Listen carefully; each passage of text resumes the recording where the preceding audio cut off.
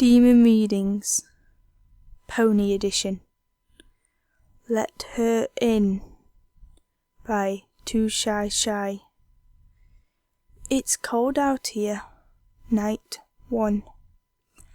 A hoof tapped against the window panes. It was 4 in the morning, and Fluttershy was standing outside of Apple Bloom's bedroom window. Her eyes were blank, and her smile slight enough to go virtually unnoticed. As Apple Bloom turned her head towards the window, Fluttershy raised a hoof and tapped against the window again. She mouthed 4 words, her mouth barely moving. It's cold out here. Apple Bloom pulled the covers over her head. She listened to the creaks and moans of the house settling. It will soon be dawn. The tapping started again. Night 2. Fluttershy was standing outside of the window again. Her eyes didn't look quite right, but Apple Bloom would have been at a loss if asked how to describe her. The dark red stain across the side of Fluttershy's face constantly harshing with her normal bright fur. She again tapped on the glass, again mouthed 4 words. It's cold out here. It was not cold. If anything, it was an unusually warm spring night. Apple Bloom pulled the covers up to her muzzle. A part of her wanted to open the window and let Fluttershy in, yet there was that whisper in the back of her young mind. No. Some part of Apple Bloom's brain said, "Do not open the window." So she merely sat there, staring into Fluttershy's slightly off eyes. Sleep seemed a remote possibility, but eventually it came. Apple Bloom dozed off as the tapping stopped. Night 3. That night, Apple Bloom dreamed of toys. Not merely toys in general, but familiar plush or wooden faces from her childhood. She saw the wooden dolls Granny Smith had given her. The hand-me-downs from Big Macintosh and Applejack were there also. Although they looked dingier than Apple Bloom remembered, she found herself digging through what seemed like to be an unending pile of toys. What am I looking for? Apple Bloom wondered.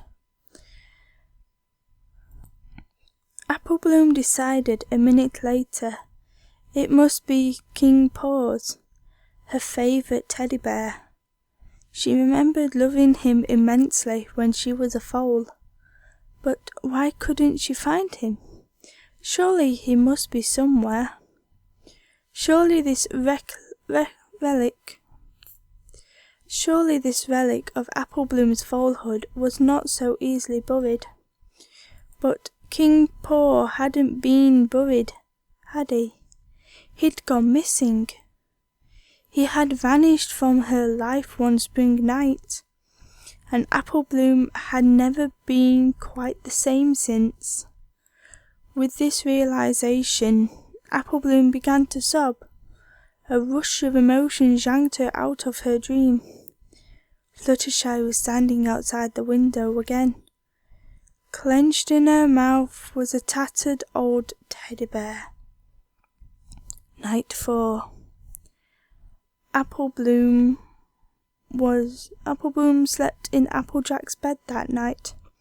She made up some excuse about nightmares, horribly aware of how immature she sounded. But her big sister was more than willing to switch bedrooms for the night. And, of course, Apple Bloom could not tell her the real reason she was so distraught.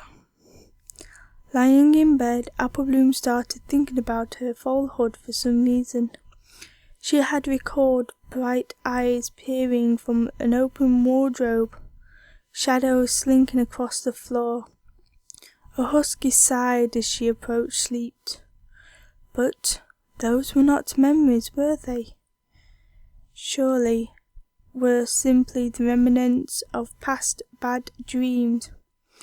Applejack complained of a headache the next morning, but otherwise none was far from where. Night 5. Apple Bloom was alone in the house. Her siblings and grandmother had left the premises, for the former due to a last-minute order, and the latter due to some business with distant relatives. They would not be back until the next day. Prior to bed, Apple Bloom locked all the windows and the doors in the house. She made a bed for herself on the living room couch. And, as one final precaution, Apple Bloom took an old garden hoe from the barn. She laid it next to her makeshift bed within hoof's reach. It was raining outside. Apple Bloom was listening to the raindrops splatting against the roof as she dozed off. Occasionally she was convinced she heard something else. A footstep? A bang? A whisper? No, it was her imagination, or perhaps the wind. Apple Bloom snuggled deep under the blanket. More noises. They sounded as if they were coming from her bedroom. But that was impossible. The window was closed. But was it closed? Apple Bloom sat up, her heart pounding. She looked through. Her locking down the house had been thorough, but she hadn't intentionally avoided her window, trusting the window to be closed. Yet any pony in her family could have opened it prior to leaving. Even more noises, banging and perhaps footsteps, and Apple Bloom was certain they were coming from her room. She clutched the blanket, quivering. What was she going to do? Investigate? Flee? But what if it was really her imagination, and the window was firmly shut? If so, stepping out of the house might have put her in more danger. Apple Bloom threw off the blankets and dropped to the floor. She had to know. Perhaps she was trotting to her own death. But it was better than simply waiting for unknown horrors to grab her. Apple Bloom took the garden hoe in her mouth before heading upstairs. The house was silent, but Apple Bloom was not fooled. She approached her bedroom with caution. A part of her expected the door to fly open and some awful creature to pounce. But having a weapon of sort made Apple Bloom feel brave enough to gently push the door open without hesitation. The window was open. The wind, it was now practically howling, was slapping sheets of rain and leaves into the room. Judging by the twigs and leaves that had accumulated under the window, it had been open for a while. But the open window was not the part that made Apple Bloom pause. It was not the cause of the scream that climbed halfway through her throat. She saw it within seconds, and once she did, Apple Bloom thanked Celestia she had not stepped into the room. Something was in Apple Bloom's bed. A pony-shaped lump was visible under the covers. It was moving, its chest raising and falling with every breath. Apple Bloom thought she smelt something rotting and dusty, like the pages of a very old book, but she could have imagined it. Apple Bloom did not move, neither did the creature, saving its breathing. Apple Bloom realized the creature did not realize she was there. It did not stir as it stood frozen in the doorway, nor did the wind and rain seem to disturb it. Eventually, Apple Bloom left the room, quickly shutting the door behind her, and then went downstairs. Slower this time, as not to make too much noise. Apple Bloom ended up spending the night in the barn. When her family returns and demands an explanation, she made up some half-believing story about a burglar. She refused to return to the house until all the rooms had been searched. As Apple Bloom had expected, no signs of a break-in was found, save for the open window in a bedroom. Apple Bloom returned to her bedroom after the search was complete. Other than a few days' dry leaves and the lingering smells of decay, there were no indication of anything having slept in her own bed. However, Apple Bloom found that one of the dresses in her wardrobe was covered in dirt and what appeared to be a single bloody hoofprint. Apple Bloom burned the dress in the fireplace later that day. Night 6. Apple Bloom stayed up all night. She was sleepy to the point of near madness, but she refused to let her eyes tear from the window. Fluttershy was watching once again. She, this time, held a single piece of ripped cloth in her mouth. It was the dress Apple Bloom had burnt. Apple Bloom had buried the remains in the yard. Apple Bloom thought of the eyes and the shadows that seemed to have haunted her early foalhood. She was now convinced that she had also heard scratching noises, and perhaps tapping, but memories and nightmares had become interchangeable as of late. Apple Bloom was not wholly convinced that they were not the same. The two sat locked in what seemed to be a staring contest until morning came. As soon as Celestia's light poked its way through the clouds, Fluttershy turned and trotted away. Apple Bloom did not get up from her bed. It was minutes before she gave at last into slumber. Night 7. Applejack had found the remains of the dress and demanded to know why Apple Bloom was burning her clothes. She also asked Apple Bloom about her apparent sleeping troubles and her hostility towards Fluttershy. Apple Bloom confessed nothing. She made excuses that were far from plausible. Apple Bloom did not care if her sister was satisfied or not. A part of her hoped Applejack would just send her away, perhaps to a relative's house. At least Apple Bloom would be far away from this nightmare that happened. But Applejack had not sent her away. Apple Bloom was certain Applejack was consulting Big Mac over the matter, but it was time she was being forced into another staring contest with Fluttershy, or whatever loathsome creature wore Fluttershy's face outside her window. Fluttershy pressed her hooves against the window. Her eyes seemed larger than they should have ever been. She appeared mournful, as in denial of great consequence. Apple Bloom could only stare for so long before she turned away. Fluttershy mouthed those familiar words again. "It's cold out here," she mouthed. Apple Bloom stuck her head under the covers. She did not hear Fluttershy tapping on the window, but that mournful face had taken over her thoughts. Night 8.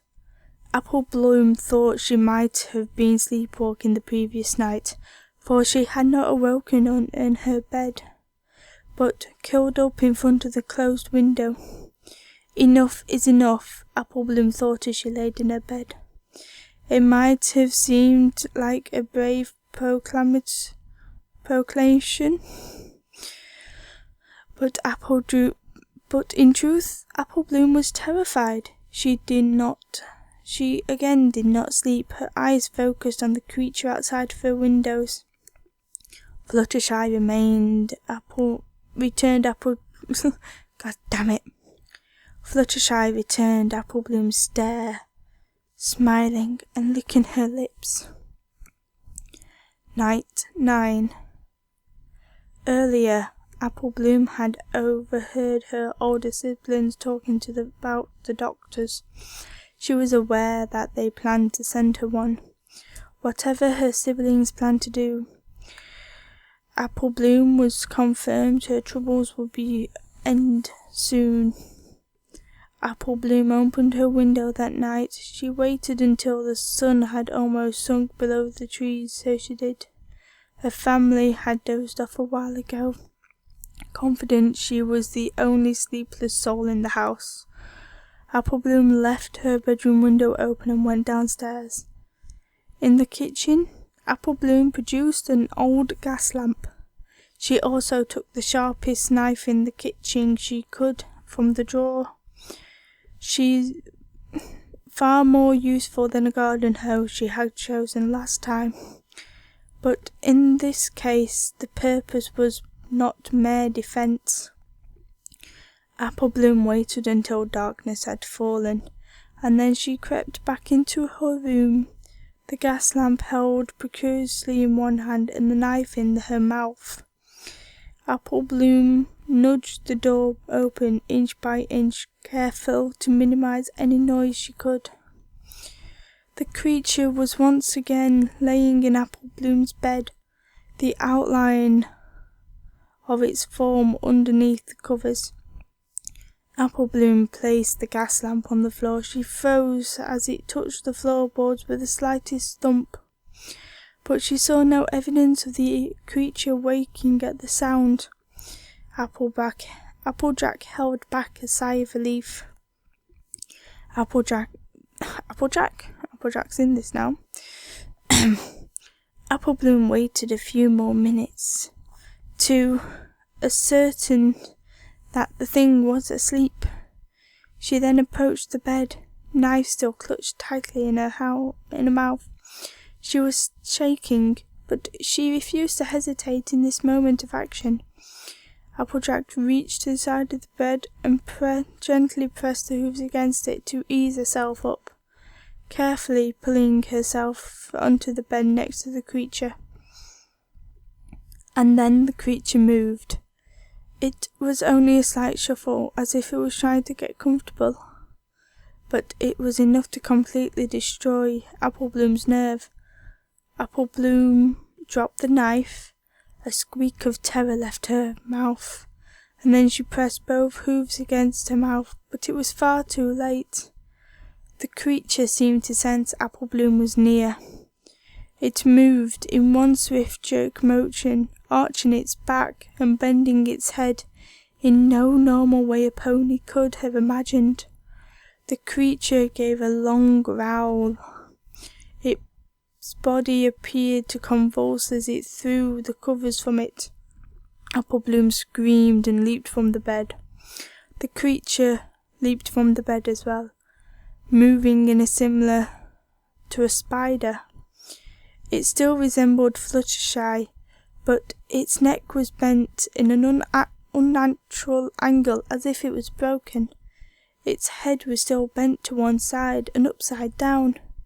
It regarded Applebloom with an upside-down grin, a grin extending far past than it should have been possible. Its tongue hung limply from one side of its mouth like an excited dog. Its panting eagerness. Applejack rushed into the room, lift and a gas lamp in her hoof. What in the hay is going on? Applejack said breathlessly, but Applebloom could only whimper, pointing a hoof at the creature that now stood silently by the window. Applejack's eyes widened with bemusement and horror. What in tarnation? Applejack gasped. The creature moved its neck again, adjusting its head to a more normal position. Its face was no longer even vaguely resembles Fluttershy, but instead it had morphed into a twisted mockery of Shy Pony's face. The mouth stretched even further, the pupils smaller than pinpricks. It was breathing heavily. A tongue that lasted a foot long hanging from its gaping maw. Applejack tossed the gas lamp at the creature. It shattered upon impact, sending a vile thing on fire. All at once the creature's twisted face rearranged itself, and now it became an accurate representation of Fluttershy. The flames started to engulf it immediately. A scent not unlike the thing of sulphur rose as its patches of its fur hastily burned away. The creature objected loudly. Alternatives between screams eerily similar to those of Fluttershy and deep screeches unlike that of a tortured bird. The fur and flesh burned away at an unnatural rate. The screams and screeches continued long after then they should have ended. The last to surrender the infall was a light pink mane. A few moments, all that remained was a charred skeleton. Epilogue. Applebloom and Applejack did not speak to each other. Neither spoke a word of the incident, even after Applejack had burned the body in a schedule of parts of the farm. In fact, they both took a secrecy to their grave.